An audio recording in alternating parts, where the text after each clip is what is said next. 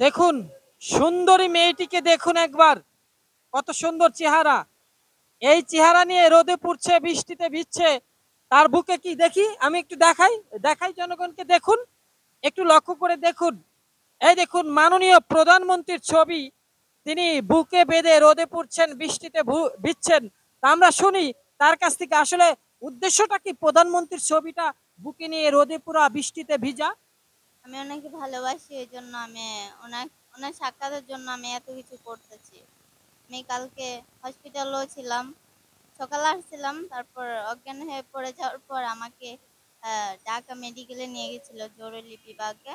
ওখানে ওখানে যাওয়ার পর ওখান থেকে স্যালাইন দিছিল। তারপরে সাংবাদিকেরা মানে কি, মানে ওনাকে দেখার জন্য আমি মানে সব কষ্ট সহ্য অর্থাৎ করতেছি। ওনাকে দেখার জন্য কষ্ট করে করে একেবারে অসুস্থ হয়ে গেছে। তো আমি যদি একটি প্রশ্ন করি, ওনাকে দেখার জন্য এত কষ্টের দরকার কিন্তু নেই। বিভিন্ন সভা সমাবেশ সেমিনারে ওনাকে কিন্তু দেখা যায়। তো সেখানে দূর থেকেও কিন্তু দেখার জন্য একটা অনেকেই যায়। কিন্তু আসলে কি মানে মূলটা কি, যে শুধুই কি দেখা, নাকি অন্য কোনো উদ্দেশ্য আছে, নাকি তার সঙ্গে সরাসরি দেখা করে কথা বলার ইচ্ছা আছে? আমি ওনার সাথে ফেস টু ফেস কথা বলার ইচ্ছা আছে, কারণ ওনাকে আমি স্বপ্নে দেখেছি, স্বপ্নেতে ফেস টু ফেস কথা বলেছি। তো আমার ইচ্ছা আমি ওনার সাথে ফেস টু ফেস কথা বলার। মানে কি, অর্থাৎ স্বপ্নে দেখেছে সে, কিন্তু স্বপ্নটাকে এখন বাস্তবায়ন করতে চায়। অর্থাৎ স্বপ্ন বাস্তবায়ন করতে হলে তো দেখা করতে হবে।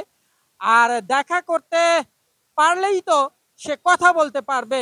তো প্রধানমন্ত্রীর ছবি, মাননীয় প্রধানমন্ত্রীর ছবিটা কতদিন যাবৎ বুকে ধরে এইরকম রোদে পুড়ে বৃষ্টিতে ভিজে ঘোরাঘুরি হচ্ছে? আজকে মনে হয় 18 দিন হবে, 18 দিন হয়ে গেছে আমি এখানে ঘোরাঘুরি করতে। 18 দিন হয়ে গেল সে পথে পথে ঘুরছে।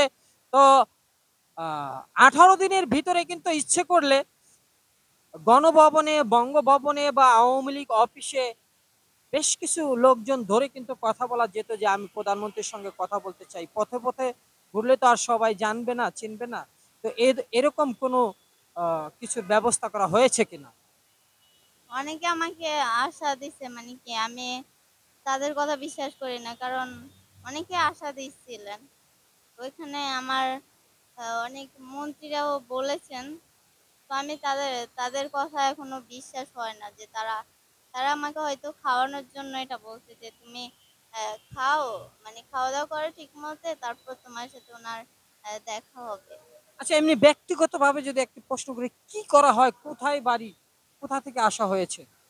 জি, অবশ্যই। কোথা আম- থেকে আসা হয়েছে, কি আমি করা হয়? আমার বাসা হচ্ছে, মানে মেন বাড়ি হচ্ছে নোয়াখালীতে। আমি বসুন্ধরা সিটি থেকে আসছি, আর আমার নাম রূপামণি।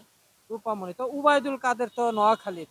তার জি, সঙ্গে যদি কথা বলা যায়, তাহলে সে কিন্তু যদি ব্যবস্থা করে দেয়, তাহলে কিন্তু পানির মতো সোজা হয়ে যায়। উবাইদুল কাদেরের সঙ্গে কি যোগাযোগ হয়েছে? বলছি তো, আমি পার্টি অফিসে গেছিলাম ধানমন্ডি 3-এ। পার্টি অফিসে গেছিলাম, যাওয়ার পরে আমি যখন ভিতরে অনেক ভিড়, আমি ওখানে ভিতরে ঢুকছিলাম ওনার সাথে কথা বলবো, এই টাইমে অনেক ভিড়। ভিড়ের কারণ আমার ছবিটা ভেঙে যাচ্ছে। আমি তো একা যাই না, আমার ছবিটা নিয়ে গেছিলাম, ছবি এটা সবসময় নিয়ে ঘুরি। ছবিটা নিয়ে যাচ্ছিলাম, তখন এই ছবিটা ভেঙে যাচ্ছে, এত ভিড়। তারপর আমি বের হয়ে চলে আসলাম।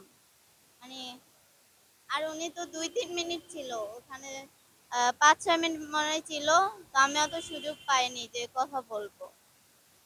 ধন্যবাদ, কথা বলে ভালো লাগলো।